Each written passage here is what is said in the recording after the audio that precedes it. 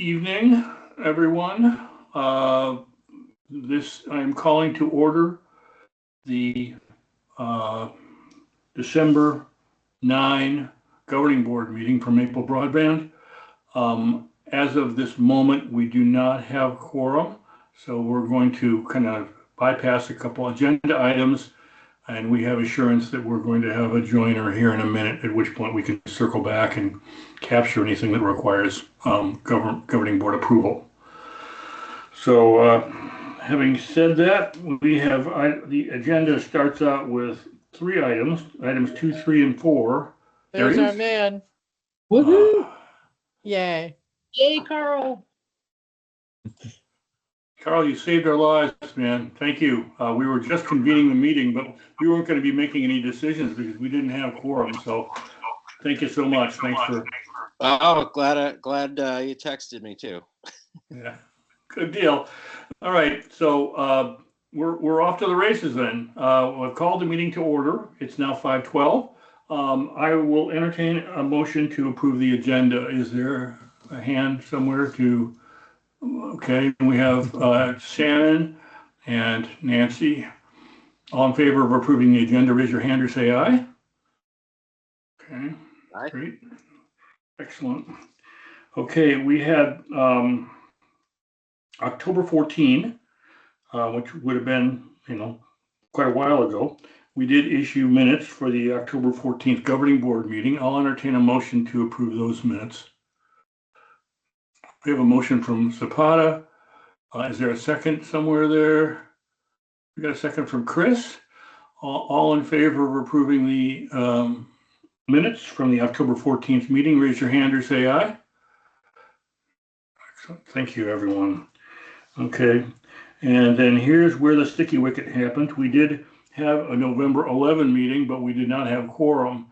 And it was a bit of a problem for us. And we actually pulled in Robert's rules expert, Shannon, and I think he looked at some other resources as well to figure out what do we do, because what we also did at the November 11 meeting is we had a hearing that we have to have every year at the end of the year, and we needed to find some way to get that processed, even though we didn't have quorum.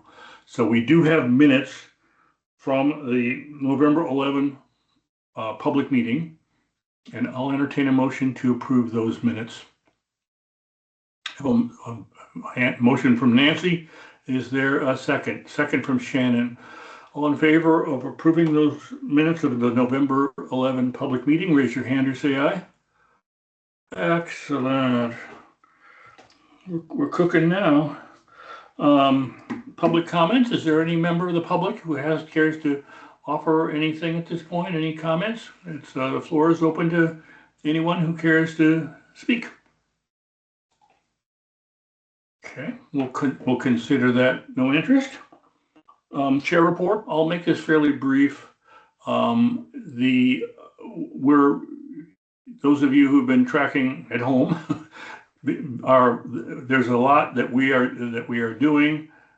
Specifically, the executive committee is doing a number of things, but Maple Broadband on the surface is not really doing much of anything because we're still waiting for grant funding from the BEAD grant.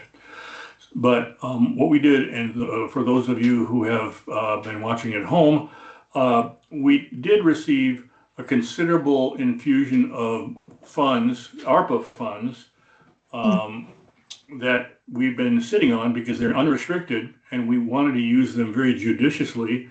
And so when we knew, we were feeling fairly confident, and we continue to be fairly confident that we are going to be successful with our BEAD application, that we should get started on doing a network design as soon as possible. So with the approval of our executive committee, we did proceed with engaging an engineering firm, JSI, to begin network design work. And some of the other work that needed to be done we're also doing, but regardless, that's kind of what's happening right now. The process generally is involves multiple steps, but the very first step is kind of what I would call a 30-mile view of what the network should look like. Very, very coarse, very, very, basic. and we've received a high-level design for Ripton, and I'd say 95% of that Ellie and I have approved. And we are in the thick of working on the high-level design for Middlebury. And at this point, I think we expect to meet with the engineering firm next week, the latter part of next week, to give them our comments with a hope that maybe sometime before the end of December, we will have all those high-level designs approved, which then means the folks at the engineering firm will be free to begin detailed design work, field work, and things like that. So that's very encouraging.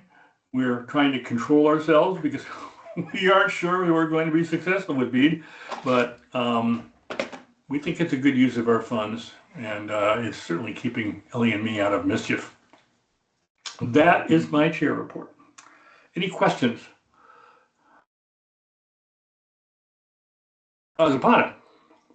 Yeah, for the BEAD funding, I know we were awarded it, but do we have a sense of the allocations of those funds and when will be put to use? Ellie. What do you mean by allocations exactly, Zapata? When do the funds become available to Maple Broadband to be able to pay expenses and have it as liquid? I have no idea. So the next item on the agenda is the BEAD update. So if you don't mind, I'll go straight into that and just give an update on where we are with the program overall, and then do my best to answer your question because it also relates to the budget later down. So the state of Vermont, the short version is the state of Vermont is still waiting on the NTIA to approve its final proposal around BEAD. As you all know, in September, the state of Vermont submitted its final proposal, and a couple of weeks ago received securing instructions. So they made those modifications and resubmitted last week, and haven't heard anything back from NTIA.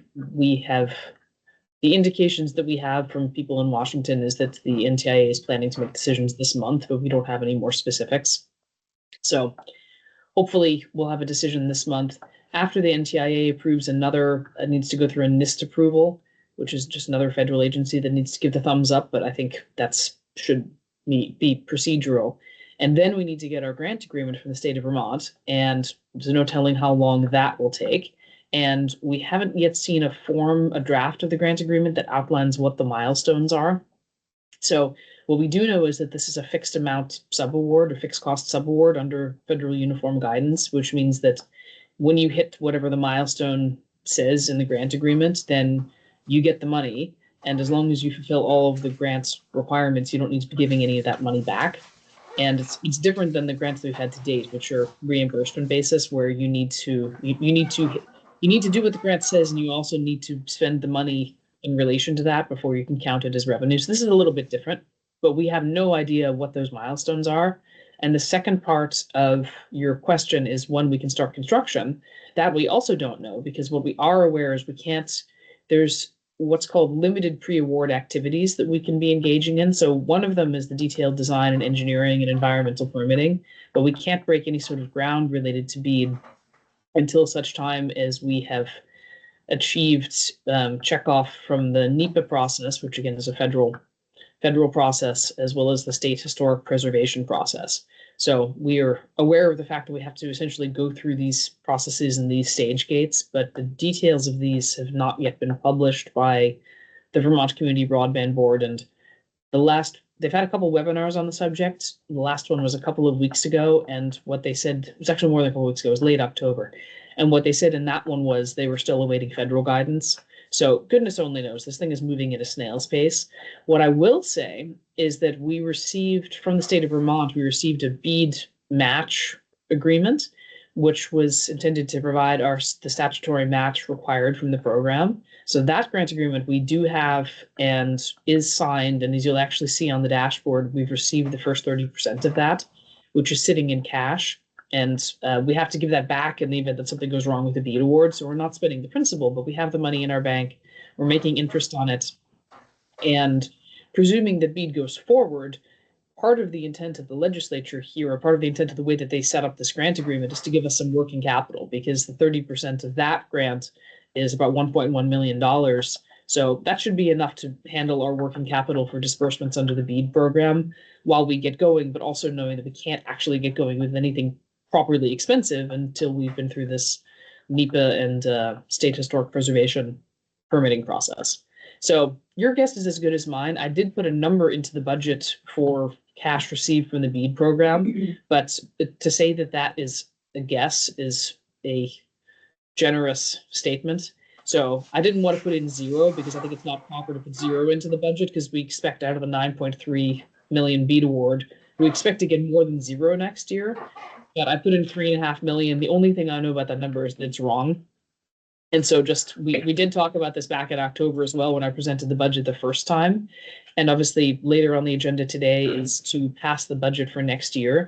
But I just giving everyone a heads up now, as we get more detail around the BEAD program, we will probably want to go back and revise that part of the budget because if things are really delayed and it's actually going to be more like zero and we're not doing anything, that's a pretty major change. And if things go faster than expected or the first milestone is 50% of the award or something and the number is much bigger, that would also necessitate a change. And then obviously on the spending side, similarly, I made some assumptions that we're start to do some BEAD activity in late second quarter, early third quarter next year, but don't know. So just heads up that that's the whole BEAD story is changing so much that when we do have clarity, which I said in October I hoped we'd have by this time, but we don't. But whenever we do, we will obviously be communicating it and may put forth a formal budgetary change just to make sure that our final end of year budget actuals don't look totally wonky as a result of the lack of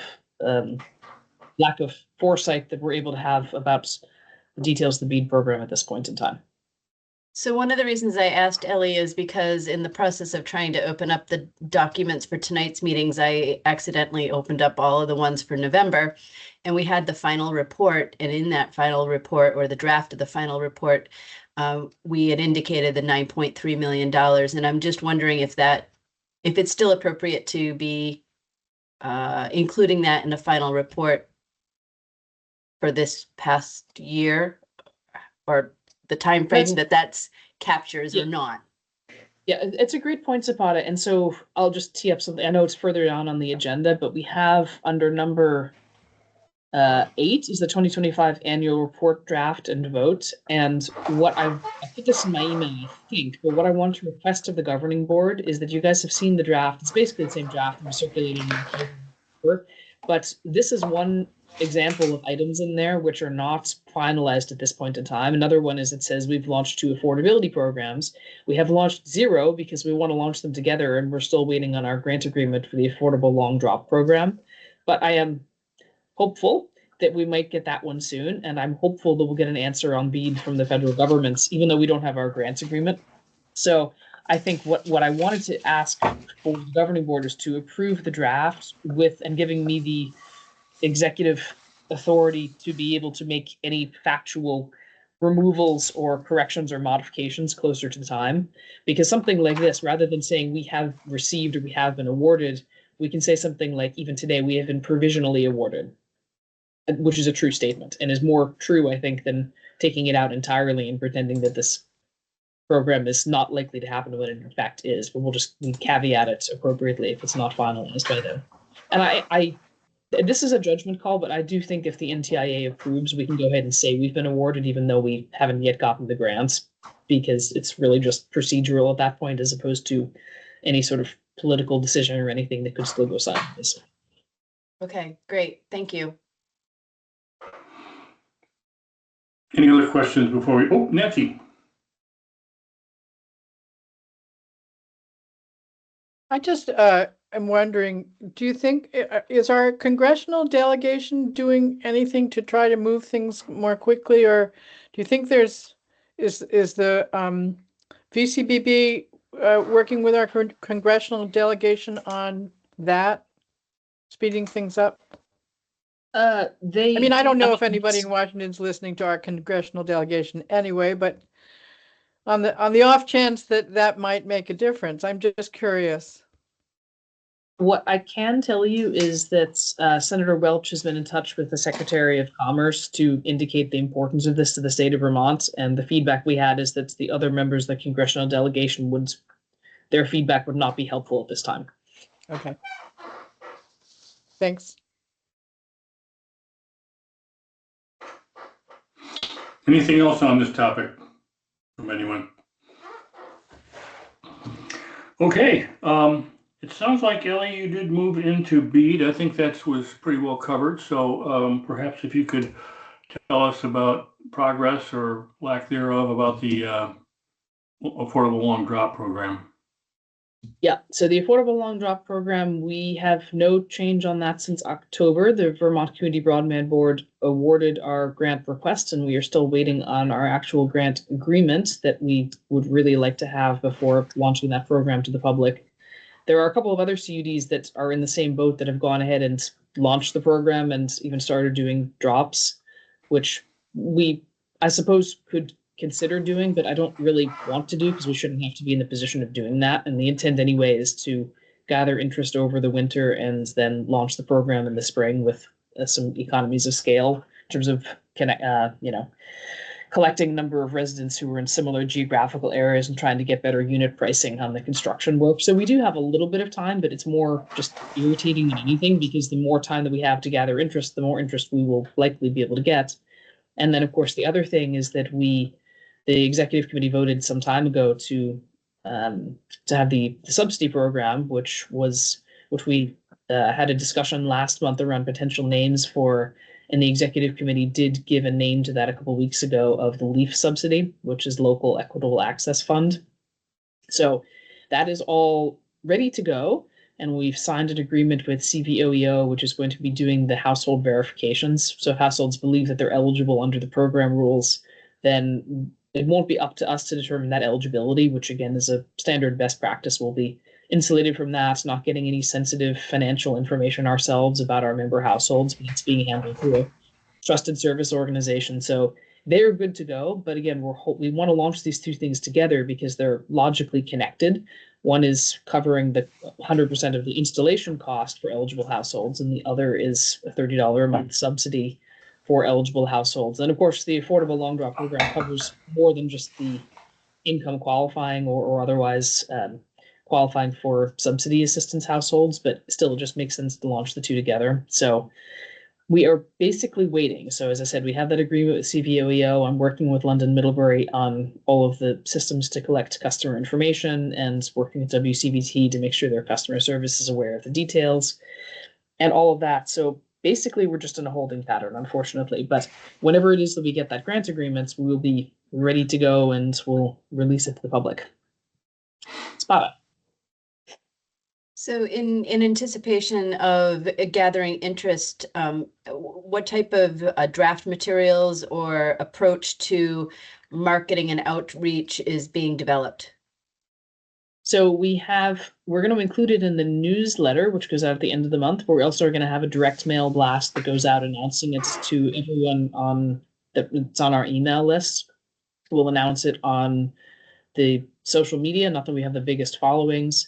And then I have also spoken to the Addison Independent that have expressed some interest in having an article about this. But the worry that I have, again, is if we get too close to the holidays, it's going to get lost in the noise. So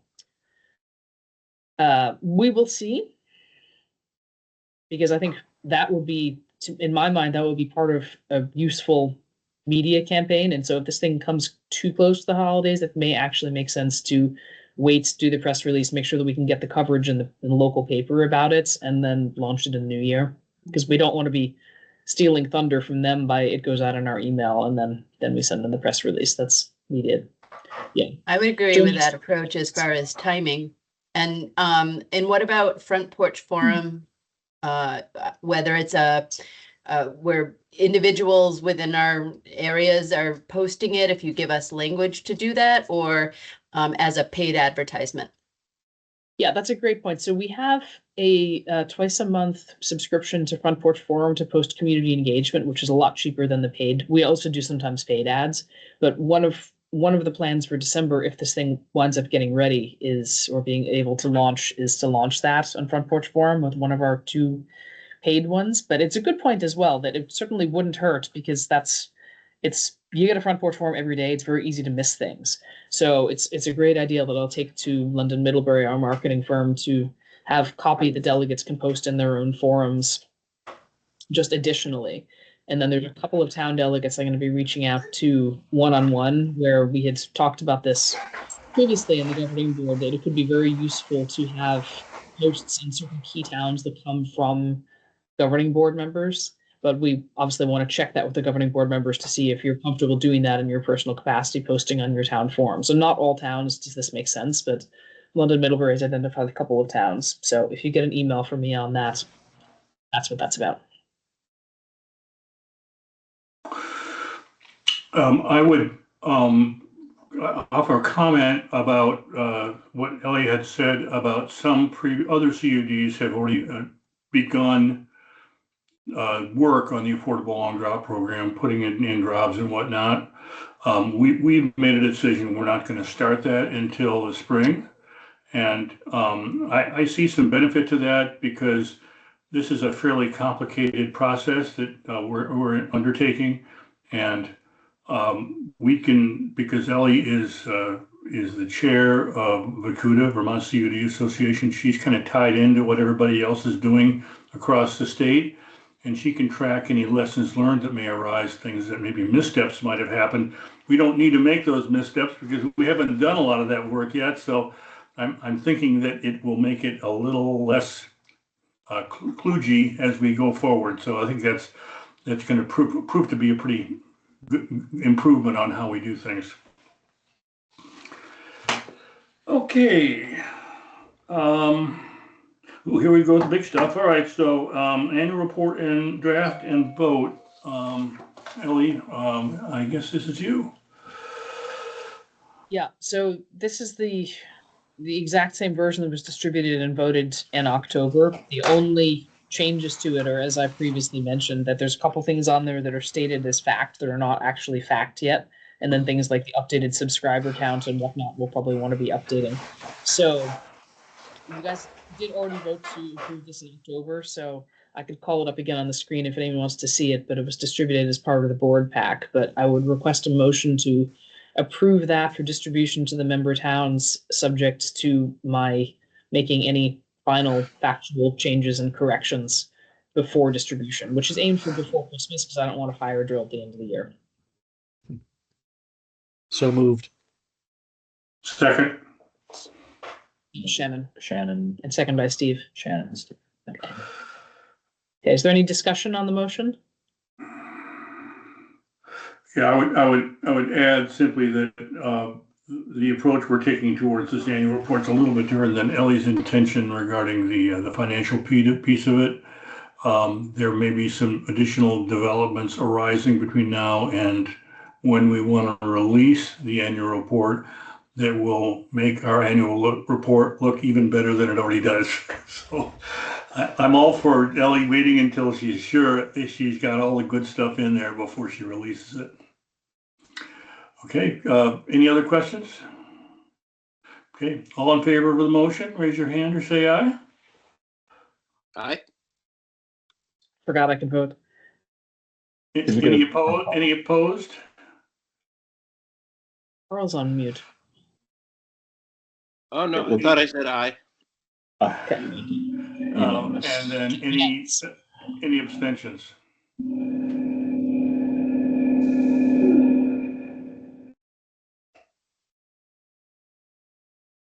All right, Ellie, let's move on. Did we vote? We did vote. Yeah. Okay. Nice work. All right. So next, the Dashboard. yep. Okay, I'm gonna go ahead and share my screen with the dashboard.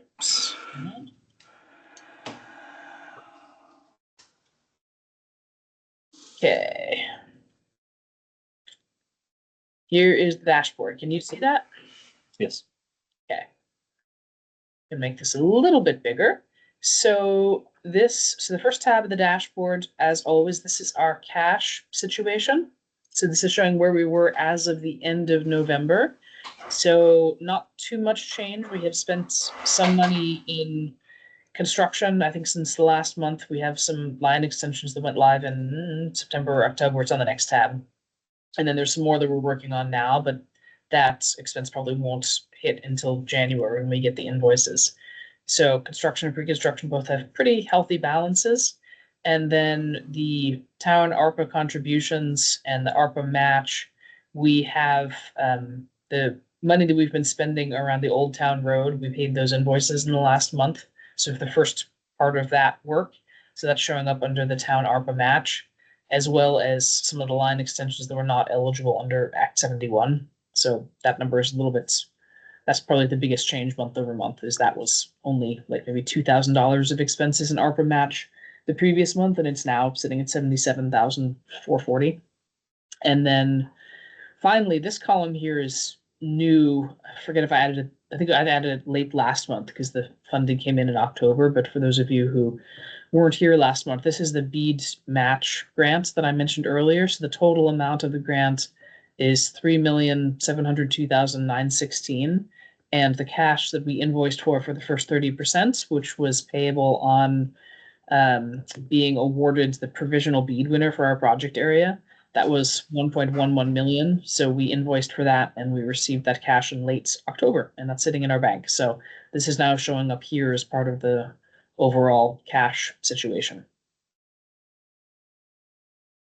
So we have about 3 million cash on hand and 5.9 million available to draw down.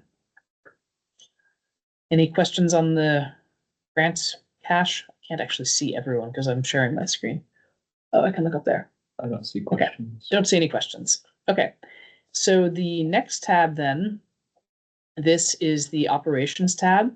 So this is showing where we are from a revenue perspective. And again, I just updated the business plan in November. So our actual and projection are pretty close to each other across the board. So we're sitting at just about $650,000 of broadband services and installation revenue year to date. And that's up about 64,000 from the previous month. And our mileage of service passings are the same month over month. We had 14 new installations in the month of November, which is more than the plan of 9, and it was a little bit less than the previous month of 19. And we can probably expect that number generally to go down now because the buried service, we're not doing any more underground installations until the ground unfreezes in the spring. So it's going to be aerial only. So I would again expect those to be sort of in the on past performance, something at about like the 8 to 12 range going forward. We have nearly 650 subscribers now. We have 647 as of the end of the month, and we're not that far off from that now. And yeah, our ARPU is still sitting at 95. Take rate is almost 18. And there's been very little change to the product mix. Our number of delinquent accounts is up pretty significantly month over month. That does tend to fluctuate a lot. And for the most part, people do eventually pay up, but some of them do wind up getting disconnected. So these disconnections, people are, we will disconnect them after they've not paid for a number of months. And then often they realize we're serious and then they pay up. But some of them eventually we do disconnect for non-payment, which is another reason I'm so excited to be launching the Leaf subsidy, because one of the things we plan to do from an outreach standpoint is anyone that's been with us that's no longer with us or that we've terminated for non-payment, we're planning to reach out to them and basically just say, hey, we have the subsidy program available now, and see if we can't get some of them back, because we've already paid for the drop in the installation. So it would be great if we can get some of those people back online, both for us and for them. Okay, that's it in terms of the dashboard. Does anyone have any questions? Ellie, under pending installations, is that 155 for the long drop number? Give or take. So we get a number of people. So we use CrowdFiber as the software that we use to track people who've expressed interest online. And then WCPT goes through, and someone expresses interest, they go and they do the scout, and they determine if someone needs conduit or if it's aerial or whatnot.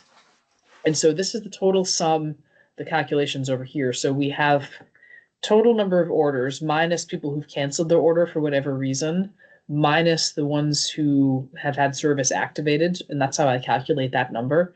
So that 155, some of those will hopefully sign up for the long drop program and will hopefully be able to get installed. Some of them may have already moved on, but we just haven't gone through to clean them up. But it's a good thing that they're in this state because that gives us a hit list to reach out to for the affordable long drop program, which actually is another good point, that in addition to just the general outreach around awareness of the program, people who are sitting in our system in this pending state, we definitely plan to do some outreach to them as well to let them know, again, about both programs when we can. Am I interpreting this correctly, that essentially for the month of November, we beat the expectations for the metrics that we're looking at? So it was a good month? It was a good month, although I have very conservative estimations in the business plan, because the idea of the business plan is you want to make sure that the numbers work even with conservative estimates. Sure. So I mean, yes, but it's a low bar. Sure. If we start to be significantly the other way, then we should worry. Great. Don't celebrate too much. I think this says more about my my estimating being conservative than Sure. about we had a banner month. Gotcha. Thank you. Good question. And there was another Justin had his hand up. Hey, Justin. Hey, Ellie. I can't remember if we talked about this or not. I might have been imagining it, but for the pending installations, having like a month-over-month view of that, I'm sure you're looking at it, but I'm just curious to see how much that's fluctuating each, like, is it growing or not? Is it pretty, Oh, it's over there. Perfect. Yeah, sorry, over I there. glossed over it. No, it's Um, fine. It's probably the previous month, but what I will say there is that this is showing the net change. It doesn't show you why it changed, Hmm. because it could have changed that we installed them, or it could have changed that they canceled. And so just caveating that. Yeah. The new installations gives a little bit of view into that, but another thing I wanted to call out is I was looking at the Excel sheet, and since we're on the operations, I thought it was pretty exciting that our total revenue is like 200,000 more than our total operational expense, which I think is pretty exciting because that means we're in a good space, so I think that's exciting. So congrats to Ellie and everybody, I think. Yeah. And that's actually a good lead into the budget discussion. If you guys are good, we can go over to that. Okay. I'm going to switch over there. So the one thing I will say is that if you're looking at the budget to actual, that doesn't necessarily have every single number in it. There's some numbers that were excluded, and some of them are actually some pretty big numbers. One of which is the service fees to WCVT. So I'm just going down here. So this is you guys, again, this is distributed on Friday. Same format we've had all along. So this is the budget for the current year. And then this column is where we're projecting to end up. And so overall, just going down to the bottom line here, we're projecting a $50,000 operating loss. But that is, in the grand scheme of things, I mean, it's 10% of the total. But considering where we are as a business and all things considered, it's a lot better than we were last year. And it's a lot closer to operating break even than some of our fellow CUDs. And then the budget for 2026 is projecting a pretty healthy operating I mean, again, $20,000 in the grand scheme of things is not huge, but it's not negative either. So we are in fact projecting an operating surplus for next year. And there are some things that could blow this out of the water. So if I've budgeted $25,000 for repairs and maintenance, for example. If we have a bad year and there's more truck fires, then that could wind up going down. But one of the other things we talked about is we put a higher budget in, and we did discuss this in October, for marketing, in order to be able to make sure that we actually have a body at a bunch of events that London Middlebury has identified as being important for us. But we also talked about putting together a calendar for the year and doing some trainings with the governing board and other volunteers, so that instead of having to pay someone to man those booths, we could do it with our own resources. But we wanted to rather have money in the budget so that we could have that awareness that's been identified as being so important for driving revenue and subscriptions and marketing awareness. And then if we're able to save some money, so much the better. So yeah, so that's my commentary on where we are from an operating break-even standpoint. But I'm really glad that you raised that, because that's one of the things that I have in my head all the time, and I talk about in finance committee and executive committee periodically. And I think I've raised to this body before multiple times of, as a governing board member, that's a number you should be really focused on, because obviously we have big numbers on the capital budget side where we're still trying to build network and get people installed with a long drop program. But this number is really important because it speaks to our long-term sustainability. So I'm glad that you're focused on it. You absolutely should be focused on it. We'll all be focused on it. And that's something that I'm trying to focus on, is just doing the best that I can to minimize operating spending versus capital spending, where I feel like we have more flexibility, especially in the ARPA world, where we have a bunch of ARPA money that has to get spent at the end of next year. And by the way, actually, a lot of the source of, or a lot of this operating expenditure isn't coming from our services revenues, it's coming from our pre-construction grant.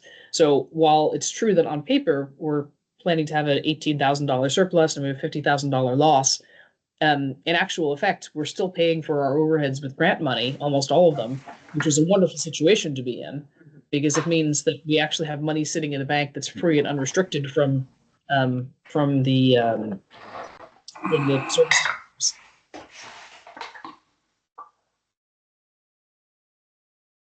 So we are now at the point where the other thing that we need to do under statute is to distribute by the end of the year the annual report, but also the projected actual for this year, which is this middle column, as well as the budget for next year. So the other vote I'm going to be asking you guys to do is to approve this document either as presented, or if you want to make any changes to the budget, this would be a good time. Really quick question. Oh, someone else should go first there. Steve, did you want to? Well, yeah, so I'll entertain a motion to at least to get the debate discussed. I'll entertain a motion to approve the projection, actuals, and budget draft. Is there a second? We have a second from Shannon. All right, discussion, questions. Yeah, we had a question here. So the budget for 2025 comes in at about $750,000. The actual closer to half. I'm sure y'all know what happened there, but I'm curious what that difference is, because it looks like the actual for this year is more illustrated for the budget of next year as well. And so that's just my question generally, is that primarily in the costs of debt and debt service category, or? That was a lot of it. Yeah. So we had in the budget for this year taking on some debts to fill in areas that wouldn't be funded by any grants, and then for a variety of reasons wound up not doing that. Okay. So we didn't have associated costs either with getting the debt or with paying debt service on it.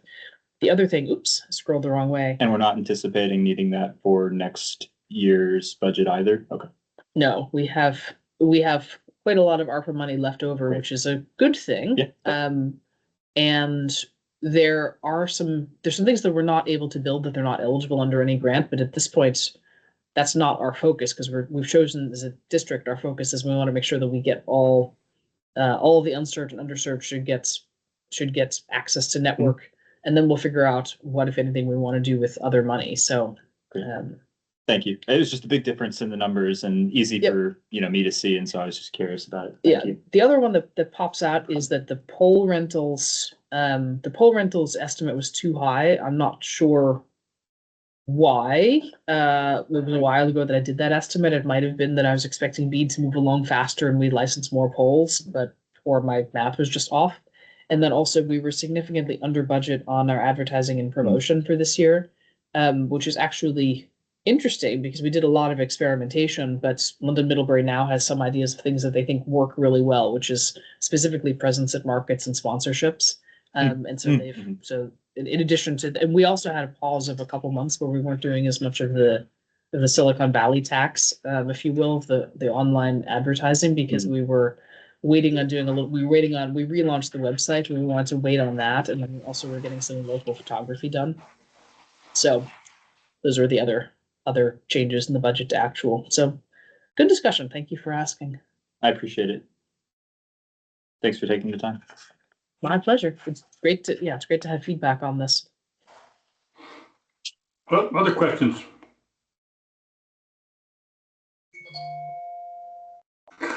Well, in the absence of questions, so we have, it's been moved and seconded. What can you jump off the screen share there, Ellie, so we can see everybody? Okay. All in favor of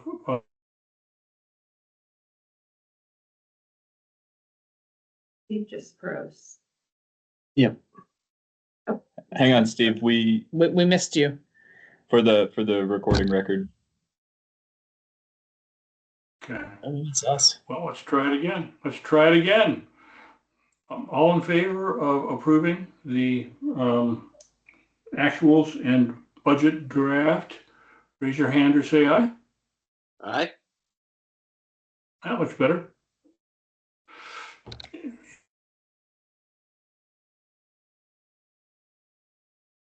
You froze again, Steve. Ask for any opposed. I did. Am You I cutting froze. out? I can't be Yes. freezing. I'm on You were Maple you were Broadband. frozen before, Steve, so we didn't catch you asking for opposition or abstentions. All right. So He's we did get the incredulous. approvals. Yeah. All right, we got the approvals.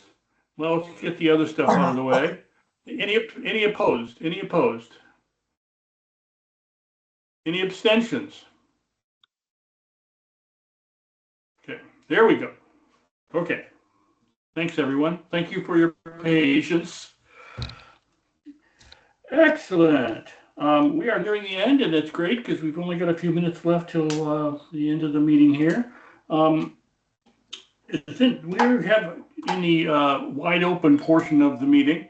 So if there are any questions or things you'd like to discuss, stuff on your mind, this is your opportunity. We have opportunity for other updates in business. So anything you'd like to talk about or any questions you'd like to ask of Ellie or me or your executive committee, this is a good time to do it. I'm getting a feeling we're almost at the end of the meeting here. All right, so I want to just thank those of you who have been consistently attending these meetings. You folks saved the day today, along with Mr. Seebecker and Shannon who did it from out of town. We are dangerously close to not having quorum on our meetings, and that could have a severe impact on our ability to do business. So to Ellie's point, I will be reaching out to members of the governing board and doing what I can to cultivate a little bit more active engagement and participation in future meetings. Our next meeting is on January 14. Zapata, you got your hand up. I do. So for example, I know who the alternate is for Ripton, but to be honest, I have no idea how to contact him anymore. It was 2 years ago that we did the handoff, and the initial email between he and I is I no idea. So could you reach out to all of us and just remind us of who our alternative is and their contact information, so that if we're unable to attend, that it's a quick and easy way in which to reach out and beg and plead and ask them to step in? That would be awesome. Yeah, and to your point, Zapata, not every delegate has an alternate. And so I think that's something else that we probably want to cultivate, is filling out those alternates so that because the intent here was we notify you, we've got an important governing board meeting coming in a week. If you're unable to attend, please notify your alternate to make sure that we do have your participation. So it is important, but we have been kind of taking it for granted. So I'll make sure that gets captured. And one question about that, Steve, because I haven't been part of this from the beginning, but is there opportunity to bring additional people on that live within our towns that could be part of the governing board as another voting member. So like if there was, if I had contacted my alternate tonight and said, hey, we don't have quorum yet, can you join us? With the 2 votes from Ripton, it sounded like that wasn't a possibility. That's right. And I'm just wondering where and how and why that was set up that way. Yeah, it's one representative per town, but there's no limitation on alternates. So from my perspective, the more people that participate in these calls, the more enthusiasm we can kind of cultivate. So I think it's a great thing to have, but it's limited by statute that we own, each member of the governing board is a single representative for their town. So I'm afraid we can't do it any farther than that. Nancy? I'm seeing that you're saying our next meeting is on a Wednesday. The 14th is on a Wednesday. Well, Is that that's what not you right. Is that what you intended? That was No, my if it's- mistake. I apologize. It would be the 13th. So our 13th. next meeting is on the 13th. Yep. Okay, great. Yep. Thanks. Good catch, Nancy. I will fix that and update the agenda online. Thank you. Good catch. Thanks, Nancy. Anything else, anyone? And again, we do have, we do not have any representatives for Panton and Whiting. And again, if you know anyone in those towns that might be interested in participating in our worthwhile efforts, that would be very much appreciated if you'd give them a poke. I Zapata. also. Oops. Can town officials be a representative? I'm just wondering if it would be as simple as like reaching out to the town clerk and the town planning commission or the zoning board, people who are already invested in the town and wanting to support the town, that maybe they'd be willing to take on the additional responsibility of also being a delegate. Yeah. I think that let me just add that to my list of things to do. And so the intent here is to not do it doesn't make sense for this to be a single email communication to a whole bunch of people. It really has to go to individuals in order to have some effect. So to your point, Zapata, I think we have contact information for the town clerk for every town, so we can certainly do that and ask that clerk to pass the word out to the select board and try to encourage a little bit of engagement there. I think that the downside of it is for a town like Whiting, which was only had a representative for a very short while, they're getting the benefits of Maple Broadband service, but they're doing nothing. They're not participating in meetings. Just fiber infrastructure is just dropping out of the sky. So why do I need to attend? It's all being done on my behalf, but hopefully we can turn that around. They're dropping out of the sky. One other thing I did want to point out is, and maybe in conversations in those towns, is the statute is actually silent on the town delegates needing to be a resident of that town. And I know that that's what we've typically done, and I think that would be a best practice. But I know for a fact in EKCV, they have towns where one person is appointed to actually be the delegate from multiple towns, and specifically because of this quorum issue. So that could be a conversation as well to have with the towns to say, hey, Whiting, hey, Panton, you haven't appointed anyone in over a year. Would you be willing to appoint someone who's a reliably attending delegate from a neighboring town? Of course, we'd have to find a reliably attending delegate from a neighboring town, but In which case, does that mean, so just as a scenario, if Middlebury didn't have anyone, and because Ripton is right next to Middlebury, that they could be like, well, Zap can be my delegate too, in which case I would have 2 votes. Yep. I would be like 2 people on a screen to meet a quorum. It can be done. The statute does not disallow it. Wow. Okay, cool.